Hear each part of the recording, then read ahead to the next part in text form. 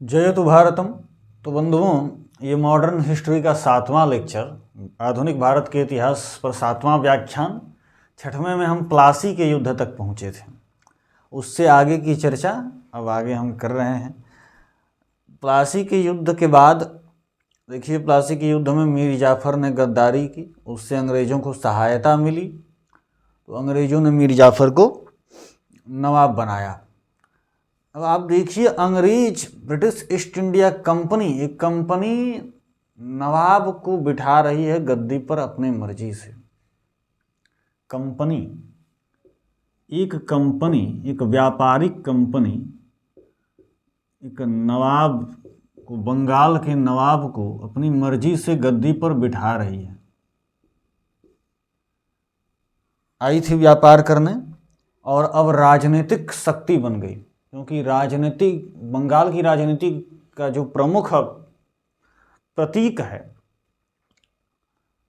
उस नवाब को यह स्थापित कर रही है कंपनी। कैसे हुआ ये? कर्नाटक के युद्ध हमने आपको पढ़ाया था, तो 3 युद्धों की उसमें चर्चा हुई। दूसरा युद्ध जो 1754 तक चला, उसके बाद प्लासी का युद्ध हुआ 1757 में।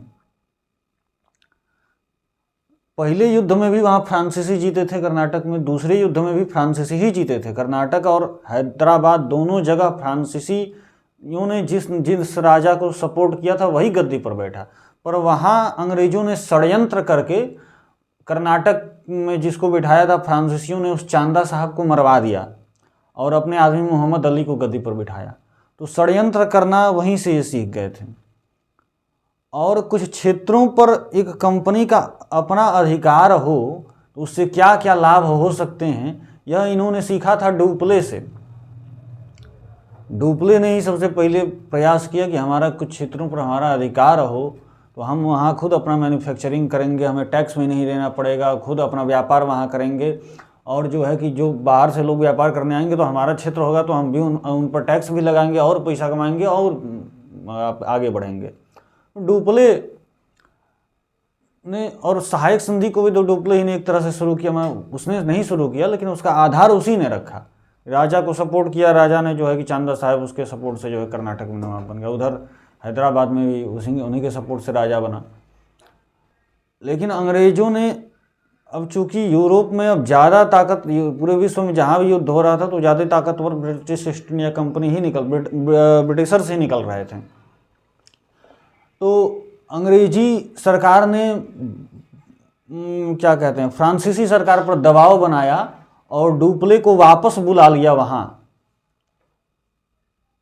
फ्रांसीसी सरकार से कहलवा कर डुप्ले को वापस बुलवा लिया, क्योंकि अंग्रेज जानते थे कि जब तक डुप्ले यहाँ है हमारी दाल गलने वाली नहीं है। डुप्ले जब चला गया तो हार कर भी वो द्वितीय युद्ध कर्नाटक का जो था इन्होंने जीत लिया षड्यंत्र से, और डुप्ले को भी भगा दिया यहाँ से। अब जो रॉबर्ट क्लाइव वहाँ पर जो संघर्ष कर रहा था दक्षिण भारत में, मद्रास में, वो रॉबर्ट क्लाइव यहाँ आया और प्लासी में अपने उसी षड्यंत्रकारी दिमाग का इस्तेमाल किया। जिस षड्यंत्रकारी मस्तिष्क की सहायता से वह कर्नाटक में जीता था, उसी षड्यंत्रकारी दिमाग से यहाँ पर भी प्लासी के युद्ध में भी इसने जीत हासिल की। क्योंकि ताकतवर इतने नहीं थे अभी ये, वहाँ लगातार फ्रांसीसियों से हार रहे थे, प्रथम युद्ध में भी, द्वितीय युद्ध में भी कर्नाटक में। लेकिन यहाँ पर एक बाइक जो है कि जीते तो किस वजह से? षड्यंत्र के वजह से, उसी षड्यंत्र की वजह से वहाँ जीते थे। और जीतने के बाद यहाँ पर जब गद्दी पर इनका आदमी बैठ गया, मीर जाफ़र, जिसके सपोर्ट से, जिसके गद्दारी से ये जीते थे युद्ध, मीर जाफ़र। इसके अलावा और भी सेनानायक जैसे दुर्लभ राय था, और भी थे जिन्होंने गद्दारी किया था। तो मीर जाफ़र जब गद्दी पर बैठा तो इसने इतना सारा गिफ्ट दिया, इतना सारा उपहार दिया कि उससे इन्हें और ताकत मिली। और जब बहुत ज़्यादा संपत्ति इनके पास हो गई तो उसी का प्रयोग करके ये 1760 में वांडीवास की लड़ाई जीतते हैं। तृतीय कर्नाटक युद्ध में पूर्णतः विजयी होते हैं और फ्रांसीसियों को पूरी तरह से दक्षिण भारत में समाप्त कर देते हैं। और कहते हैं कि बस 3 जगह भारत में आप व्यापार कर सकते हैं। कौन कौन बताए थे शर्मा जी हम 5वें लेक्चर में? कलकत्ता में, एक बंगाल में चंद्रनगर, एक माहे, एक पांडुचेरी माने दक्षिण में, जहाँ पर उनका मुख्य कार्यालय था पांडुचेरी। यहीं पर 3 जगह व्यापार क्या कहते हैं, फ्रांसीसी कर सकते हैं। वांडीवास की लड़ाई में जी विजय हुई थी तो प्लासी का युद्ध ही आधार था, क्योंकि प्लासी के युद्ध में विजयी होने के बाद मीर जाफर इनका आदमी गद्दी पर बैठा, इनकी सहायता से बैठा। मीर जाफर ने बहुत सारे उपहार दिए और बहुत ज़्यादा इनकी संपत्ति बढ़ गई। कर मुक्त व्यापार भी करने लगे आराम से। जो दस्तक पास इन्हें पहले से मिला हुआ था फर्रुखसियार द्वारा, या आप कर मुक्त व्यापार कर सकते हैं, लेकिन उस पर समय समय पर सभी बंगाल के नवाबों ने प्रतिबंध लगाया।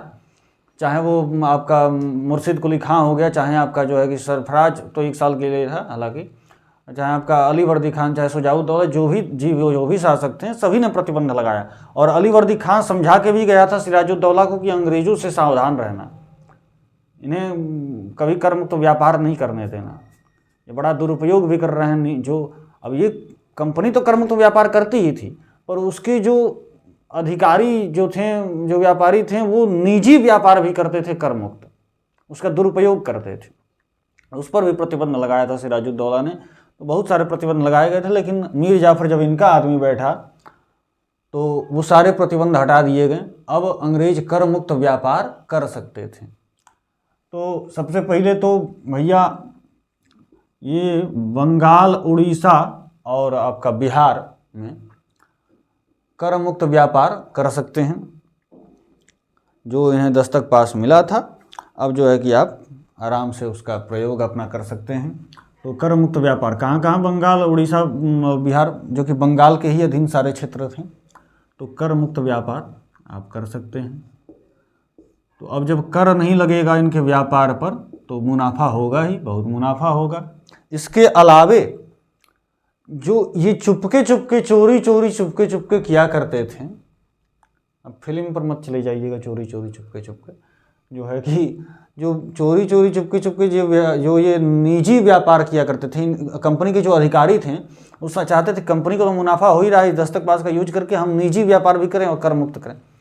तो जो उसके अधिकारी होते थे वो अपना खुद भी सामान वहाँ से ले जाकर, वहाँ जब भी जाते थे यूरोप में छुट्टी उट्टी पर, तो जो है कि वहाँ पर अब जैसे इंडियन नेवी में कोई है जवान, वो गया शिप गया कौन फ्रांस जर्मनी कहीं शिप गया, जापान वापान कहीं गया, वहाँ पर कुछ सामान एकदम सस्ता बहुत मिलता है।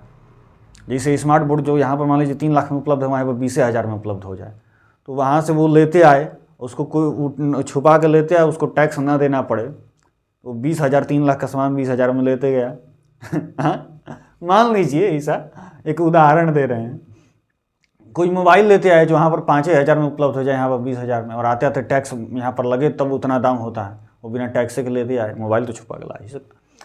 तो ऐसे भी ये अधिकारी भी जो थे, क्या शर्मा जी, मोबाइल नहीं छुपा के ला सकते, कुछ भी हम ऐसे उदाहरण दे रहे हैं, इसे सच में थोड़े नहीं कि हाँ। तो अब ये अधिकारी जो थे ये भी अब निजी व्यापार करने लगे और कर मुक्त, तो इसका विरोध तो बहुत किया गया था।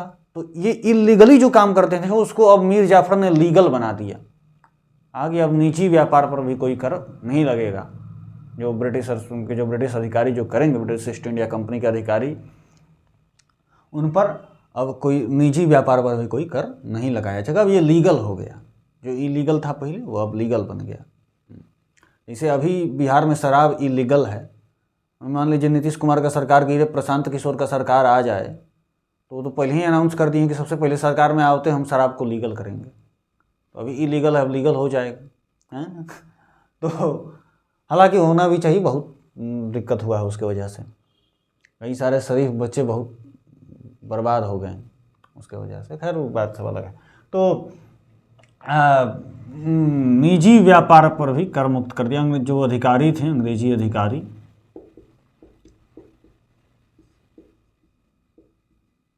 तो अधिकारियों को भी इससे लाभ होगा, बहुत निजी लाभ भी हुआ, बहुत संपत्ति कमाया इन्होंने।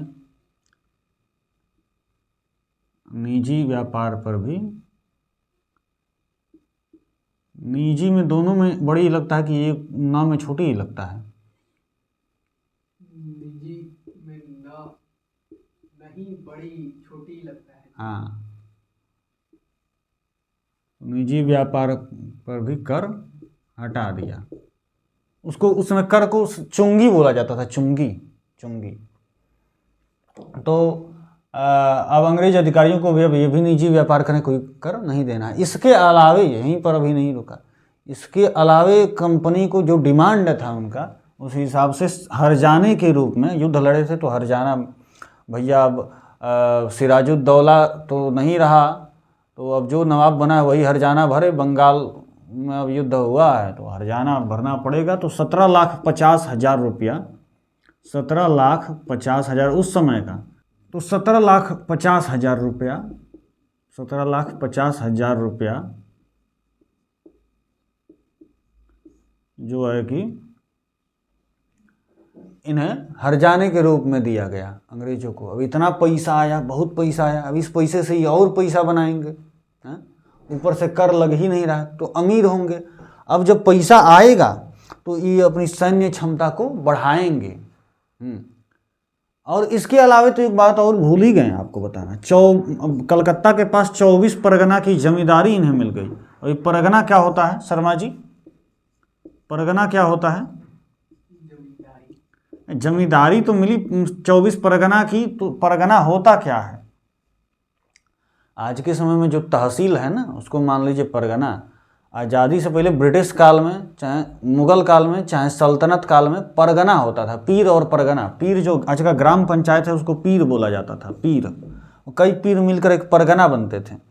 तो कई बड़े परगना होते थे, उन बड़े परगनों को आप समझ लीजिए तहसील, और कई छोटे परगना होते थे, उनको समझ लीजिए ब्लॉक। तो ब्लॉक या तहसील आज के समय में, आज़ादी के बाद वही परगना, ब्लॉक और तहसील कहे जाने लगे। और पीर जो ग्राम पंचायत है, ग्राम पंचायत को पीर बोला जाता था। तो जैसे अभी मैरवा ब्लॉक हमारा है तो उसमें 8 ग्राम पंचायत हैं, यानी कि मैरवा परगना में 8 पीर हैं, 8 पीर मिलकर मैरवा का एक परगना बना। तो 24 परगना की जिम्मेदारी मिली इन्हें, मान लीजिए 24 तहसील की जिम्मेदारी मिली, 24 ब्लॉक की जिम्मेदारी मान लीजिए।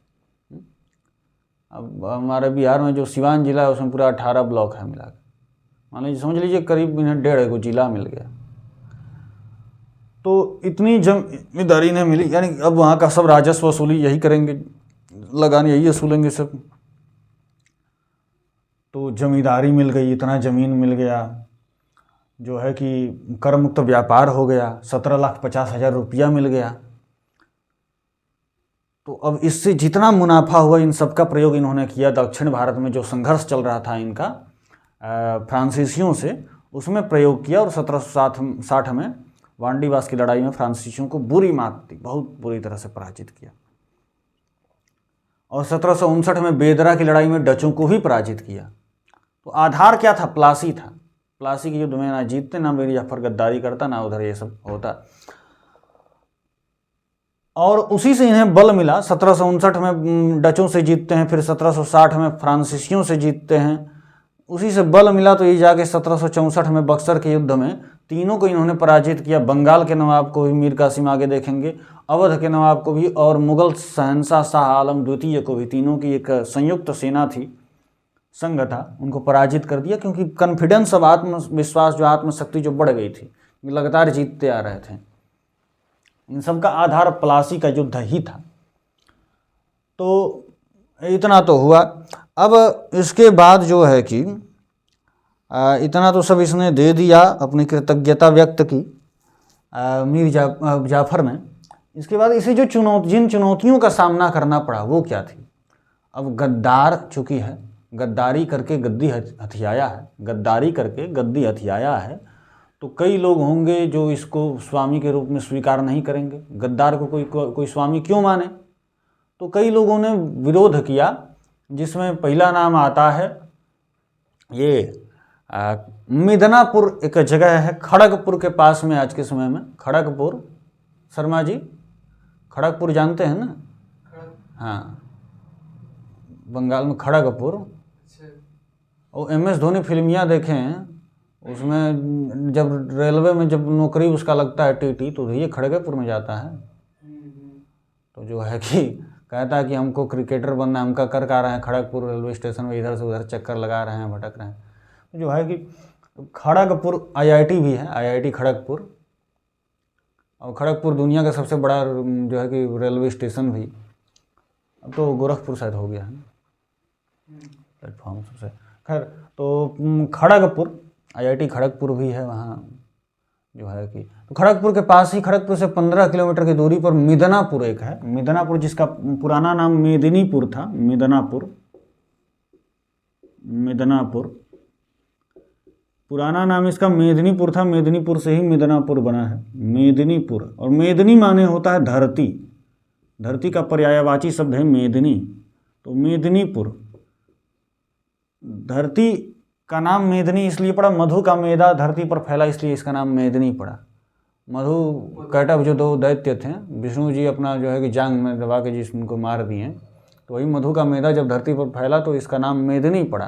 तो मेदिनीपुर नामक जगह था, इसलिए इस जगह का नाम मेदिनीपुर पड़ा, क्योंकि वहाँ के लोग मेदिनी माता की आराधना करते थे, यानी कि पृथ्वी माता की, तो उन्हीं के नाम पर मेदिनीपुर नाम पड़ा, वही मिदनापुर बना। मिदनापुर में जो है कि राजशाही चलती थी, राजा यहाँ के कई सारे हुए उस समय। यहाँ के थे राम सिन्हा जो थे, इन्होंने विरोध किया मीर जाफर की नवाबई का, जो है कि नवाब के रूप में स्वीकार ये राम सिन्हा नहीं कर रहे थे। राम सिन्हा का विरोध पहले, हालांकि उतना कोई बड़ा नाम ये नहीं था। इसके बाद जो है कि पूर्णिया का जो है कि जमींदार अली खां जो था, अली खां, इसके पहले बताए थे शौकत जंग यहीं का था, जो सिराजुद्दौला का मौसेरा भाई शौकत जंग पूर्णिया का ही। तो अली खां इसने भी विरोध किया। क्यों किया? शौकत जंग को गद्दी से हटाया था किसने? सिराजुद्दौला ने। अली खां को बिठाया किसने? सिराजुद्दौला ने। तो सिराजुद्दौला का कृपा पात्र है अली खां, पूर्णिया का जमींदार। तो ये उसका पक्ष कैसे ले सकता है जिसने गद्दारी की हो सिराजुद्दौला से? तो उसका विरोध करेगा ही। पूर्णिया का जमींदार जो था अली खां, इसने भी विरोध किया।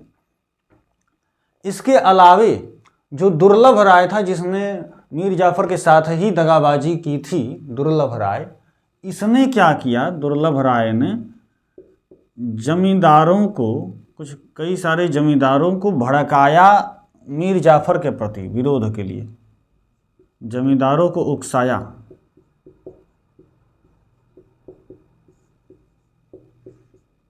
विरोध के लिए उकसाया। क्यों उकसाया भाई? आप अंदाजा लगा सकते हैं। भैया दगाबाजी तो यह भी किया था, और वही दगाबाजी मीर जाफर भी किया था, लेकिन मीर जाफर को पूरा मिल गया, पूरा जो है कि नवाबई, पूरा जो है कि अपना क्षेत्र, पूरा राज्य मिल गया। दुर्लभ राय को क्या हाथ में आया? जहाँ का जमींदार था ढाका, बस वहीं पर रह गया। तो इसको अंदर खलेगा नहीं कि हम भी तो वो दगाबाजी की, तो जो है कि जलेगा नहीं मीर जाफर से। तो जलन ईर्ष्या थी, इसने जो है कि जमींदारों को उकसाया कि मीर जाफर के प्रति विरोध के लिए जमींदारों को उकसाया। इसका पता चल गया मीर जाफर को, और मीर जाफर ने सोचा कि दगा किसी का सगा नहीं होता, दगा किसी का सगा नहीं होता। जब ये सिराजुद्दौला के साथ गद्दारी कर सकता है, तो ये हम जैसे गद्दार के साथ भी गद्दारी कर सकता है, और गद्दार के साथ गद्दारी कोई बुरी बात भी नहीं। तो मीर जाफर इससे सचेत हो गया और इस पर कार्रवाई करना चाहता था, पर कर नहीं पाया, क्योंकि दुर्लभ राय चला गया क्लाइव के शरण में। रॉबर्ट क्लाइव जो था, इसके शरण में चला गया, क्योंकि अब क्लाइव भाई इसने भी सहायता की थी, इसने भी जो है कि साथ दिया था। तो क्लाइव अब इसको अपनी शरण में ले लिया, आगे ठीक है तुम सुरक्षित हो। अब चाह कर भी मीर जाफर इसको छू तक नहीं सकता था दुर्लभ राय को, ठीक। तो एक दुर्लभ राय इसके लिए समस्या बना हुआ था। राम सिन्हा था ही, अली खां था ही। इसके अलावे जो क्या कहते हैं, मुगल बादशाह शाह आलम द्वितीय, जो कि उस समय अभी राजा नहीं बना था, बाद में चल के 1760 में वो राजा बना। उसने बंगाल के सिंहासन पर अधिकार करने का प्रयास किया और बंगाल के कुछ हिस्सों पर नियंत्रण भी अपना स्थापित किया, शाह आलम द्वितीय। तो एक चुनौती बना हुआ था, एक समस्या बना हुआ था शाह आलम द्वितीय। शाह आलम द्वितीय, शाह आलम द्वितीय ने बहुत सारे आक्रमण अपने समय में देखे। क्या कहते हैं, अफदाली का आक्रमण देखा, जो है कि बहुत घुमक्कड़ था, जो है कि, और जो है कि उसके बाद से बक्सर के युद्ध में भी तो ये पराजित हुआ ही था, ये भी साथ में था। तो बहुत घूमता था ये, इधर से उधर जो है कि गश्त करते रहता था। शाह आलम द्वितीय ने बंगाल के कुछ हिस्सों पर अपना अधिकार किया और ये चाहता था बंगाल की गद्दी पर अधिकार, क्योंकि मुग़ल बादशाह ने जिसको अनुमति दी थी भैया, जिसको सूबेदार के रूप में मान्यता दी थी, वो तो सिराजुद्दौला था। और इन्होंने देखा कि मीर जाफ़र को कौन बैठा रहा है, अंग्रेज तो बैठा रहा है। अंग्रेज कौन होता है बैठाने वाला किसी को गद्दी पर? भैया हमारा सूबा था, ये मुग़ल शासन का सूबा था, हम जिसे चाहते थे उसे सूबेदार बनाते थे। धीरे धीरे उन्होंने स्वतंत्र शासक के रूप में व्यवहार करना शुरू किया, ठीक है, लेकिन कोई दूसरा बाहर विदेशी आकर ये अंग्रेज और किसी को गद्दी पर अपने मर्जी से बिठा दें, ये कैसे हो सकता है? तो शाह आलम द्वितीय चाहता था, जवान खून था, चाहता था कि जो है कि बाबूजी कुछ नहीं बोल रहे हैं ना बोलें, हम तो नहीं मानेंगे। तो बंगाल पे चाहता था अधिकार। तो एक ये समस्या बना हुआ था मीर जाफ़र के लिए। अब जो है कि इतनी सारी समस्याएं थीं और मीर जाफ़र कुछ कर नहीं पा रहा था, क्योंकि अंग्रेज़ों की कठपुतली बना हुआ था। अंग्रेज़ जैसे चाह रहे थे इसे नचाना नचाते थे और अंग्रेज़ों की लालच ख़त्म नहीं हो रही थी। लगातार जो है कि वो डिमांड करते जा रहे थे। इसके पास अब पैसा बचा भी नहीं था, राजकोष पूरा खाली हो गया था, कहाँ से दे पैसा, परेशान हो गया था। अंग्रेज़ों को लग रहा था कि ये देना चाहता नहीं, अपने पास पैसा रखना चाहता है। तो वो संदेह की दृष्टि से देखने लगे अंग्रेज। और मीर जाफ़र को पता चल गया और इसने सोचा कि अगर अंग्रेज षड्यंत्र करके सिराजुद्दौला को हरा के मुझे गद्दी पर बिठा सकते हैं, तो अंग्रेज इतना नासमझ नहीं है, वो समझ सकते हैं कि जिसने अपने स्वामी के साथ गद्दारी किया वो हम लोग के साथ भी कर सकता है, कहीं हमें भी हटाने का प्लान न बना लें। और दुर्लभ राय को चूँकि क्लाइव ने शरण भी दिया है, तो हो सकता है कि वो दुर्लभ राय को गद्दी पर बिठा दे और हमें हटा दे। तो हमको क्या करना चाहिए, हम तो कुछ कर भी नहीं पा रहे हैं, पैसा भी हमारे पास नहीं है कुछ। तो इसके मन में आया कि डचों से मित्रता कर ली जाए। फ्रांसीसी तो वैसे ही जो है कि लड़ रहे हैं उधर दक्षिण में, और जो है कि थोड़ा दिक्कत है। फ्रांसीसी से डायरेक्ट संपर्क करेंगे तो फ्रांसीसी तो कट्टर प्रतिद्वंदी हैं, बहुत ज़्यादा गुस्सा जाएंगे अगर अंग्रेज़ों को पता चल गया तो। डचों से हाथ मिला लिया जाए। तो डचों से इसने हाथ मिलाया चुपके चुपके, लेकिन पता चल गया अंग्रेज़ों को कि डचों से हाथ मिलाया है। डचों के सहयोग से Mir Jafar British east India company के प्रभाव को बंगाल में कम करना चाह रहा है, यह बात पता चल गई अंग्रेज़ों को। तो अब उन्होंने निर्णय किया कि जाफ़र को अब गद्दी से हटाना है। एक तो ये हमारा डिमांड पूरा नहीं कर रहा है, हमें पैसा दे नहीं रहा है, हमें लाभ दे नहीं रहा है, और ऊपर से जो है कि डचों से हाथ मिला रहा है। तो मीर जाफ़र को गद्दी से हटाओ, ये कठपुतली था। इशारा किया, अंग्रेज़ों ने, हट गया। अब जब गद्दी पर से हटा तो उसी समय लगभग इसका जो पुत्र था, जाफ़र का जो पुत्र था मीरान, जिसने सिराजुद्दौला को मारा था, चुटिया के पटना जाके पकड़ा था और मारा था, सूली पर चढ़ा दिया था, फांसी पर जो है कि परेड निकाला था पूरा बंगाल में, वहाँ से पटना से लाकर। तो जो है कि तो इस मीरान की मृत्यु हो गई, उसी बीच मीरान की मृत्यु हो गई। अब प्रश्न उठा कि नवाब कौन बने, क्योंकि जाफ़र का पुत्र मीरान तो मर गया और मीरान का जो पुत्र वो तो एकदम छोटा। तो गद्दी पर बैठे कौन, मीरान का पुत्र या फिर जो जाफ़र का दामाद है मीर कासिम? वो मीर कासिम चाहता था कि हम गद्दी पर बैठें, और अली वर्दी खां के जितने उत्तराधिकारी थे उनमें सबसे योग्य था मीर कासिम। अली वर्दी खान के बाद जो सबसे योग्य था वो मीर कासिम ही था। मीर कासिम चाहता था हम गद्दी पर बैठें, लेकिन कैसे बैठेंगे? तो उसी समय गवर्नर बन के आया था कोलकाता का वांसी टर्ट, गवर्नर वांसी टर्ट। तो वांसी टर्ट से जाके बात बतियाया ये कासिम, कहा कि आपका डिमांड का है, जो डिमांड आप कर रहे थे जाफ़र से जो वो नहीं दे पा रहा है, वो डिमांड हम पूरा करेंगे, हम आपको पैसा देंगे पूरा, आप हमारा पक्ष लीजिए, क्योंकि आप जिसका पक्ष लेंगे वही गद्दी पर बैठेगा। तो जो है कि वांसी टर्ट ने कासिम का पक्ष लिया और कासिम गद्दी पर बैठा 1760 में कासिम जो है कि गद्दी पर बैठा, मीर कासिम 1760।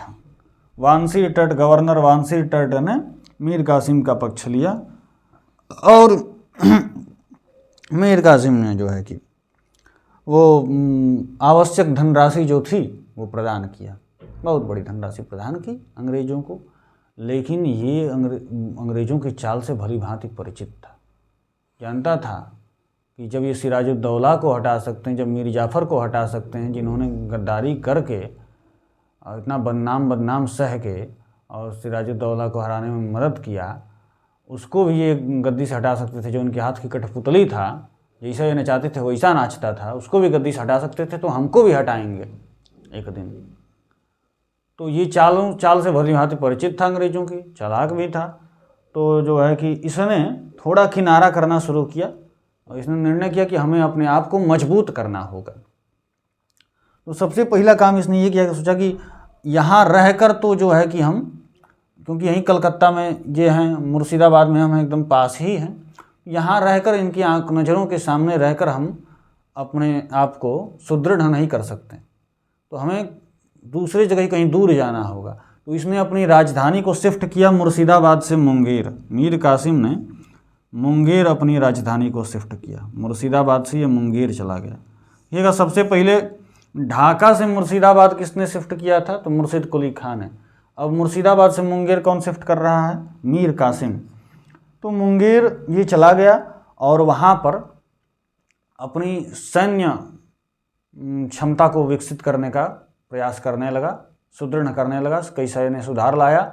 और सबसे पहले इसने क्या किया कि अपने नए नए अधिकारियों, अपने जो विश्वास पात्र अधिकारी थे, उनके माध्यम से नौकरशाही का पुनर्गठन किया, अपने आदमियों को बिठाया। क्योंकि जैसे मीर जाफ़र गद्दी पर बैठा था सिराजुद्दौला के बाद, तो अंग्रेज़ों का इनडायरेक्ट रूल हो गया था।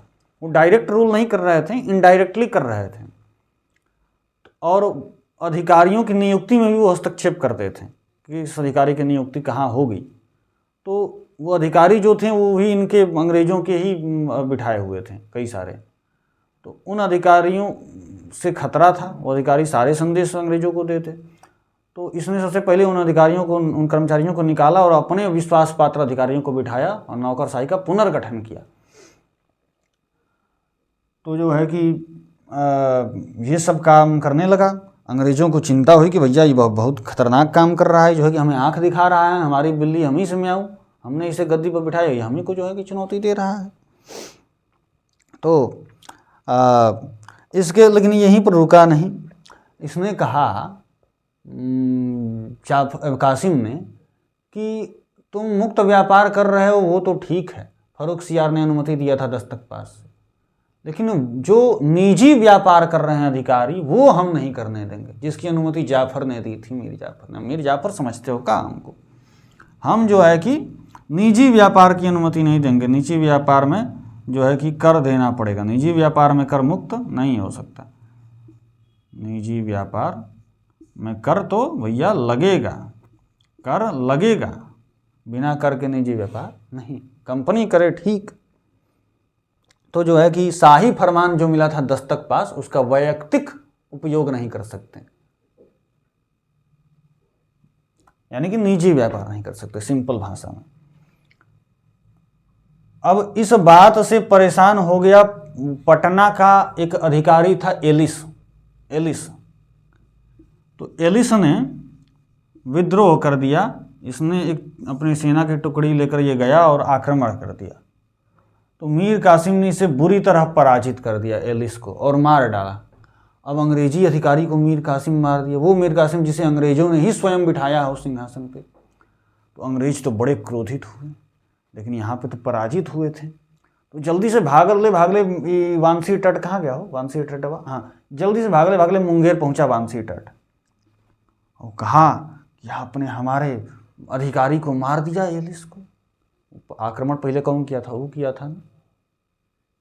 तो आपने जो है कि वैयक्तिक उपयोग पर प्रतिबंध लगा दिया था शाही फरमान का, क्यों नहीं लगाएं? फर्रुख सियार का बोला था का कि निजी व्यापार करो, हमको मीर जाफ़र समझे हो? हाँ, कि ये मत भूलो कि हम ही तुमको गद्दी पर बिठाए हैं। अभी गद्दी पर कौन है? हम हैं। अभी नवाब कौन है? हम हैं। अब इतना तुम जो है कि हमसे बात विवाद कर रहे हो, तो एक लो और एक अभी तुम पर मढ़ दे रहे हैं। अभी तक वैयक्तिक उपयोग पर प्रतिबंध लगाए थे शाही फरमान का, अब शाही फरमान हम मानेंगे ही नहीं, अब तुमको टैक्स देना पड़ेगा कंपनी को भी, ज़्यादा नहीं, बस 9% चुंगी की मांग की, चुंगी मन कर, तो 9% चुंगी।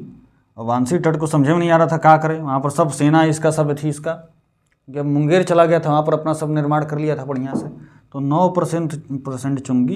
ये 1962 के अंत में बात है, करीब 2.5 साल शासन के हो गए थे इसको। तो 1962 में मुंगेर में संधि हुई एक, इसमें इसने 9% चुंगी की मांगी।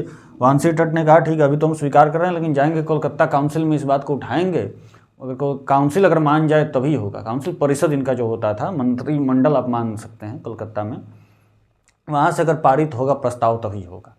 तो कोलकाता काउंसिल गया बात, तो काउंसिल ने इसे रद्द कर दिया, नहीं मानेंगे हम, क्योंकि अब ये समझ गए थे मुक्त व्यापार को अपना जन्मसिद्ध अधिकार, क्योंकि इतना षड्यंत्र करके इतना सब चीज़ करके तो इन्होंने ये हासिल किया था मुक्त व्यापार को, अब ऐसे ही खो दें इसे। और ये कर इसलिए लगा रहा था कि भैया मुक्त व्यापार कर रहे हो तो इसका अर्थ तो तुम्हारा स्वामित्व होगा, यहाँ पर स्वामित्व हमारा है, इसको दिखाने के लिए कुछ चाहिए तो थोड़ा बहुत ही दो, लेकिन दो जिससे पता चले कि हाँ हमारा इस क्षेत्र पर स्वामित्व है, हम कर ले रहे हैं। तुम मुक्त व्यापार कर रहे हो इसका मतलब अपना स्वामित्व दिखा रहे हो, राजा हम नवाब हम है कि तुम हो। तो लेकिन कोलकाता काउंसिल ने इसे रद्द कर दिया। अब मीर जाफरो साधारण नहीं, जी भी जिद्दी, कहा कि ये बात अंग्रेज सब नहीं मानेगा, मुक्त व्यापार करेगा, कोई कर नहीं देगा, तो ठीक है, अगर अंग्रेजी व्यापारी कोई कर नहीं देंगे तो भारतीय व्यापारी भी कोई कर नहीं देंगे। अब हम भारतीय व्यापारियों को भी छूट देते हैं, उन्हें भी, वो भी बिना कर के व्यापार कर सकते हैं। शर्मा जी, भारतीय व्यापारी भी बिना कर के व्यापार कर सकते हैं, उन्हें भी छूट देते हैं। तो अब इससे अंग्रेज बड़े परेशान हुए, उन्हें अपमानजनक बात लगी, कहे कि हमारी बराबरी कर रहे हैं भारतीय व्यापारी, कि हम इतना कुछ करके हासिल किया मुक्त व्यापारी, सीधे कासिम बोल दिया कि जो है कि मुक्त व्यापार कर सकते हैं भारतीय व्यापारी भी। और इसे लगा कि हमारा जो है कि शान में जो है कि गुस्ताखी है, अंग्रेज़ों को लगा जो है कि हम ही ने गद्दी पर बिठाया, हमारे खिलाफ जो है इतना काम सब कर रहा है। तो अब अंग्रेज़ों ने सोच लिया कि इसे गद्दी से हटाना है कासिम को, लेकिन कासिम जाफर की तरह है नहीं कि उन्होंने अंग्रेज़ों ने एक बार बोला और गद्दी पर से चुपचाप हट जाए। तो कासिम से तो युद्ध करना पड़ा, 3 युद्ध हुए, 3 बड़े बड़े युद्ध, इन तीनों में कासिम पराजित हुआ। कासिम को लग रहा था कि ये अंग्रेज जो हैं वो 1757 वाले ही अंग्रेज हैं, प्लासी के समय ही, जो छल कपट से साथ ले रहे थे और जो है कि जीत रहे थे, और इसने अपने सभी अधिकारियों को विश्वास पात्र बिठाया था, तो इसे छल कपट का भय था नहीं कासिम को। ये समझ आ रहा था कि आसानी से हम हरा देंगे। सबसे पहले जो लड़ाई हुई वो आपकी 9 जुलाई 1763 को, 9 जुलाई 1763 को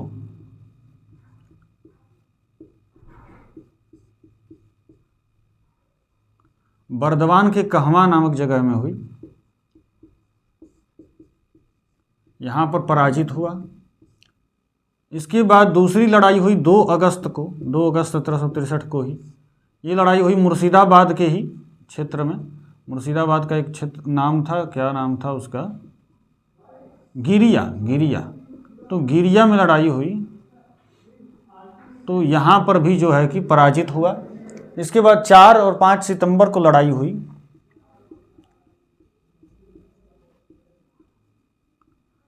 4 और 5 सितंबर को लड़ाई हुई आपका ये राजकमल जगह जो है, राजकमल के निकट आपका उद्दौनला, तो राजकमल के निकट जो है कि उद्दौनला में लड़ाई हुई।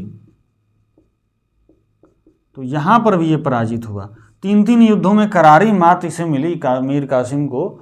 तो ये अब यहाँ से भागा तुरंत जो है कि मुंगेर भागा अपनी राजधानी, और मुंगेर से फिर जो है कि पटना गया, और पटना से जो है कि अवध पहुँचा। तो ये भागा मुंगेर से पटना, मुंगेर पहले राजधानी गया, फिर यहाँ से पटना, और पटना से जो है कि ये अवध गया। और इसने अवध के नवाब के साथ मिलकर एक संघ बनाया। अवध के नवाब से कहा, सुजाउद्दौला जो थे अवध के नवाब। आगे देखिए, अभी ये अंग्रेज जो है कि बंगाल पर अधिकार किए हैं, धीरे धीरे ये और आगे बढ़ेंगे और आपके क्षेत्र पर भी ये अधिकार कर सकते हैं कल को। शर्मा जी आपको भी नहीं छोड़ेंगे, दूर नहीं है अवध। बंगाल पर जब अधिकार कर लिए अवध आप पर भी अधिकार करेंगे। शुजाउद्दौला भी डरा गया,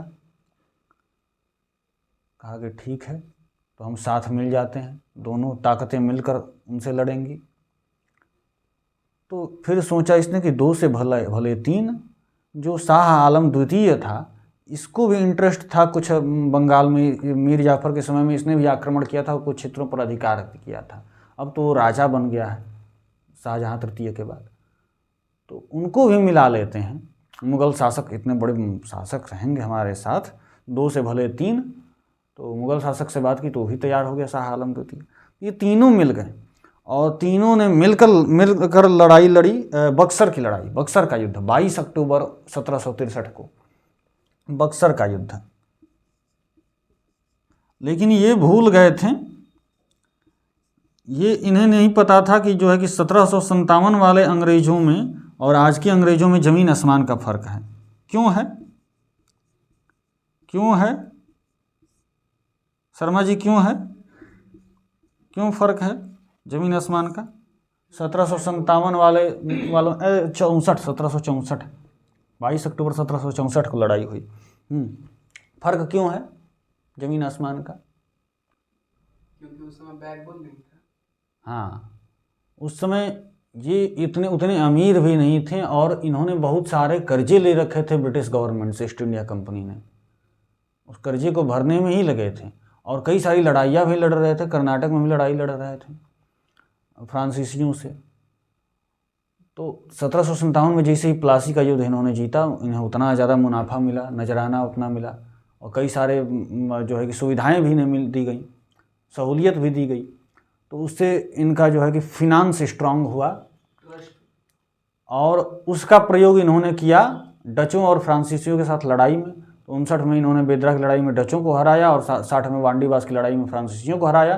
तो लगातार ये इन युद्धों को जीतने के बाद इनमें कॉन्फिडेंस बिल्ड हो गया, कॉन्फिडेंस आ गया। और ऊपर सोने में पर सुहागा ये हुआ कि जिन मराठों ने सबको परेशान कर रखा था, सभी जो जिनसे कांप रहे थे, उन मराठाओं की भी पराजय हो गई थी 1761 में पानीपत के तृतीय युद्ध में अफगान सेना से, वो हार गए थे। तो उनका मनोबल भी पूरा गिर गया था। वो भी इस स्थिति में नहीं थे कि वो सोचे कि हम पूरे उत्तर भारत अधिकार करें।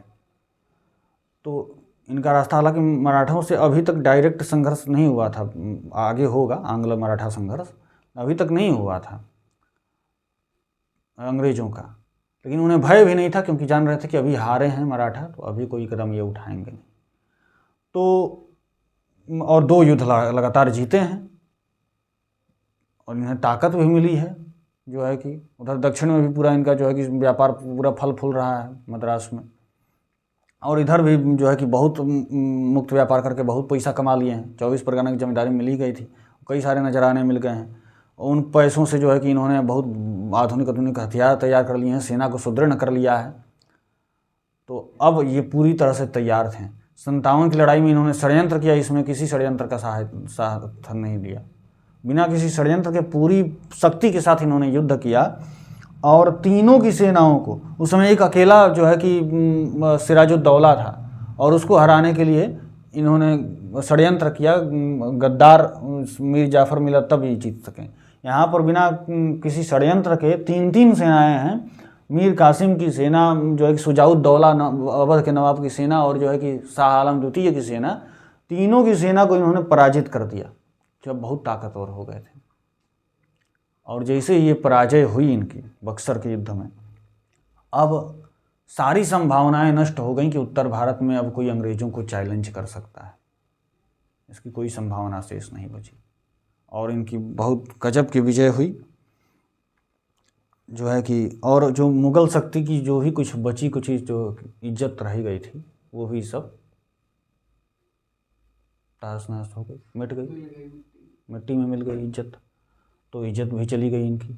मुग़ल शासक फिर भी एक प्रतीक था ना कि हाँ एक है भैया, कई इसके भले स्वतंत्र शासक के रूप में व्यवहार कर रहे थे इसके सूबे, लेकिन फिर भी बांधे रखा था थोड़ा बहुत।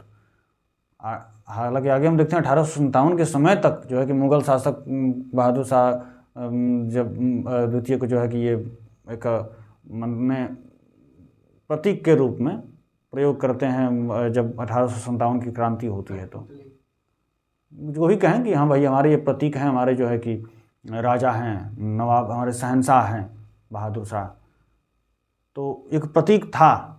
कितना भी औरंगजेब की मृत्यु के बाद बहुत सारी चीज़ें उलट पलट गई थी, लेकिन फिर भी जो है कि एक प्रतीक रूप चिन्ह के रूप में था कि भैया एक दिल्ली जो है कि दिल्ली में जो है कि शासन जो है मुग़ल शासन, ये जो है कि उत्तर भारत का जो है कि सबसे बड़ा राज्य का प्रतीक चिन्ह है। लेकिन जो इज्जत थी वो सब नष्ट हो गई शाह आलम द्वितीय के समय, और अंग्रेज जीत गए। तो बक्सर के युद्ध में अंग्रेज़ों की जीत हुई। इसके आगे की कथा जो चलेगी उसको हम आगे देखेंगे। अभी कितना मिनट हुआ है भैया? 41 मिनट ही हुआ। यहाँ पर बंद करते हैं कि आगे और भी बता दें कुछ। 1765 में 1764 में तो ये युद्ध हुआ। 1765 में रॉबर्ट क्लाइव जो था, जो 57 प्लासी के युद्ध में नेतृत्व जिसने किया था, और उधर मद्रास में भी कर्नाटक युद्धों में जिसने नेतृत्व किया था, वो वापस चला गया था ब्रिटेन। उसे फिर से बुलाया गया बंगाल में, और इस बार उसे गवर्नर बना के बुलाया गया। पहले तो कर्नल था, अब गवर्नर बना के बुलाया गया। कंपनी बहादुर के नाम से प्रसिद्ध बंगाल के गवर्नर, आप आइए भैया और आप बंगाल में ब्रिटिश सत्ता को सर्वोच्चतम स्थान पर ले जाइए, इसकी राजनीतिक शक्ति को एकदम बढ़ाइए। तो 1765 में क्लाइव वापस आया, लौटा क्लाइव, और जिस युद्ध को बक्सर का युद्ध को जीता था इन्होंने, तो इसके मद्देनज़र 2 संधियां क्लाइव ने की, एक शाह आलम द्वितीय के साथ और एक अवध के नवाब के साथ, शुजाउद्दौला के साथ। अवध का क्षेत्र तो इनके अधीन आ ही गया था, ईस्ट इंडिया कंपनी के अधीन। शाह आलम द्वितीय भी दुब के बैठे थे। अवध के नवाब इलाहाबाद में भागकर अपने किले में बैठे थे। उन्हें लग रहा था तो राज्य छिन गया, लेकिन क्लाइव गया अवध के नवाब के पास, कहा कि हम आपके राज्य को ले नहीं रहे हैं, आपको वापस कर रहे हैं। नवाब खुश हो गया, वापस कर रहे हैं। हाँ, कुछ संधि की शर्तें हैं। इलाहाबाद की संधि, इलाहाबाद की संधि लंबी है, उसमें नवाब के साथ भी संधि हो रही है, और जो है कि फिर शाह आलम द्वितीय के साथ भी कुछ चीज़ें ये अवध के नवाब से ले रहे हैं और उसको शाह आलम द्वितीय को दे रहे हैं। फिर शाह आलम द्वितीय से जो है कि कुछ चीज़ें ले रहे हैं, उसके बदले उन्हें कुछ दे रहे हैं। ऐसी कई सारी चीज़ें हम आगे आपको बताएंगे। लेकिन ये अधिकार नहीं करते, डायरेक्ट शासन रूल नहीं करते। क्यों नहीं करते? इसके कई सारे कारण थे। इन्हीं को दे देते हैं, इनडायरेक्ट रूल करते हैं। कई कारण थे। एक तो ये कि अगर यदि ये डायरेक्ट रूल करते हैं तो अभी तक तो ये व्यापारिक कंपनी थी, इसको शासन प्रशासन की जानकारी है नहीं, तो प्रशासन करना कठिन होगा। दूसरा ये कि अगर ये प्रशासन करने लगें, शासन करने लगें, तो बाकी के जितने राज्य हैं उन सबको लगेगा कि अब ये व्यापारिक कंपनी राजनीतिक शक्ति के रूप में उभरने चाहती है, और कहीं हो ना हो हम पर भी कहीं कल को आक्रमण करे। तो इसी भय से तो अवध के नवाब ने साथ दिया था मीर कासिम का। तो अभी तो 3 लोगों मिलकर आक्रमण किए, कहीं हो सकता है कहीं पूरा उत्तर भारत ही एक दिन एकीकृत हो जाए और हम पर आक्रमण कर दे, तब हम कैसे बचेंगे? तो इन राजाओं से बचना है तो हमें शासन नहीं संभालना होगा, इन्हीं को शासन दे दें, और उसके बदले तो हम जो है कि खून चूसेंगे ही इनका। तो इन्होंने डायरेक्ट रूल नहीं किया। इसके अलावा तीसरा और भी ये कारण था कि जो है कि जो अन्य यूरोपीय कंपनियां थीं, जैसे फ्रांसीसी और डच, हालांकि हार तो गए थे, फिर भी उनकी कुछ अभी तो बची ही थी, व्यापार तो कर ही रहे थे। तो ये हमारा विरोध करें तो भैया हम यहाँ के नवाब को टैक्स देते थे, तुमको कहाँ दें, तुम भी यूरोपीय हो, हम भी यूरोपीय हैं, तो ये विरोध करें। तो इसे कई सारे विरोध जब होने लगेंगे तो दिक्कत हो जाएगा। और एक उचित समय, हर चीज़ का एक उचित समय होता है। अभी यहाँ पर उचित समय आया नहीं है, अभी हमारी उतनी क्षमता भी नहीं है, उतनी कैपेसिटी भी नहीं है कि हम पूरा प्रशासन ही संभाल लें। तो द्वैध शासन ये लेकर आया क्लाइव, बंगाल का द्वैध शासन। और सूबेदार तो जो है कि इन्होंने बनाया बंगाल के नवाब को निजामुद्दौला को, जो छोटा बेटा था मीर जाफ़र का। क्योंकि मीर जाफ़र 64 में जब हारा था, मीर कासिम जब 1764 में हारा, तो इससे पहले ही 1763 में इन्होंने मीर जाफर को वापस गद्दी पर बिठा दिया था, क्योंकि 1763 में इन तीनों युद्धों में यह हारा था। तीनों युद्धों में जो हारा तो हार कर भाग गया, और वापस इन्होंने सोचा कि मीर कासिम से बढ़िया तो मीर जाफर ही था, वो तो कठपुतली की तरह नाचता तो था। तो मीर जाफर को वापस इन्होंने गद्दी पर बिठा दिया था 1763 में ही। और ये नवाब उस समय नहीं था जब 1764 में हारा, वापस बंगाल को प्राप्त करने के लिए इसने लड़ाई लड़ी थी, बक्सर का युद्ध। तो 1763 में मीर जाफर पुनः गद्दी पर बैठा था, और 1765 में उसकी लेकिन मृत्यु हो गई मीर जाफर की। तो मीर जाफर 1757 से 60 तक एक बार था, 3 साल, और 60 में गद्दी पर से उठाकर मीर कासिम को बिठाया। फिर 63 में गद्दी पर बैठा जाफर, और 65 में इसकी मृत्यु हो गई। जब 65 में मृत्यु हो गई तब तक क्लाइव यहाँ आया। तो क्लाइव के दिशा निर्देश पर इसके छोटे बेटे, क्योंकि इसके बड़े बेटे मीरान की तो मृत्यु पहले ही हो चुकी थी, छोटे बेटे जो बहुत ही छोटा था निजामुद्दौला को गद्दी पर बिठाया गया, और वो तो एकदम कठपुतली की तरह काम कर रहा था। तो सूबेदार तो निजामुद्दौला और नवाब की सेना को पूर्णतः भंग कर दिया गया। सेना आपको अब रखने की ज़रूरत ही नहीं है, सब हम देखेंगे। निजामुद्दौला, तो निजामुद्दौला गद्दी पर बैठा, नाम मात्र का था। तो अब सब चीज़ें देखने के लिए, बहुत छोटा था तो सब चीज़ें देखने के लिए एक नायब सूबेदार के रूप में नियुक्ति हुई कंपनी के निर्देश पर ही, रजा खां की। रजा खां बहुत मस्त किरदार हैं। अगर बढ़िया से जानना आप चाहते हैं तो एक बहुत पहले धारावाहिक आता था भारत एक खोज, दूरदर्शन पे, उसका 39वां एपिसोड देखिएगा, उसमें अमरीश पुरी ने रोल किया है रजा खां का। तो नायब सूबेदार रजा खां को नियुक्त किया। मान लीजिए डेप्यूटी गवर्नर, एक तरह से सूबेदार यहाँ के गवर्नर और डेप्यूटी गवर्नर नायब सूबेदार, सब काम यही देखते थे। तो ये पहले और अंतिम बंगाल के नायब सूबेदार थे, एकमात्र यही नायब सूबेदार रजा खां। और द्वैध शासन आया, जो है कि प्रशासन की सारी जिम्मेदारी इधर नायब सूबेदार की नवाब की, और बाकी सारी वित्त का और बाकी सारी जो है कि जिम्मेदारियाँ उनकी नायब सूबेदार रजा खां। तो रजा खां के बारे में आप देख लीजिएगा, 39वां एपिसोड एक बार भारत एक खोज, बहुत अच्छा लगेगा, अमरीश पुरी ने रोल किया है उसमें।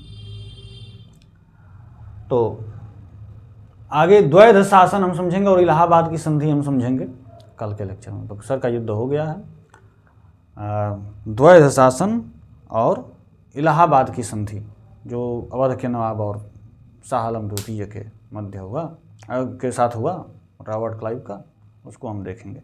द्वैध शासन देखेंगे, ये देखेंगे, और द्वैध शासन का अंत कैसे होता है उसको देखेंगे। वारेन हेस्टिंग आता है, तो पहला गवर्नर जनरल, गवर्नर ये है, गवर्नर जनरल नहीं, इसके बाद गवर्नर जनरल वारेन हेस्टिंग जो आता है वो ख़त्म करता है। उस कहानी को हम देखेंगे।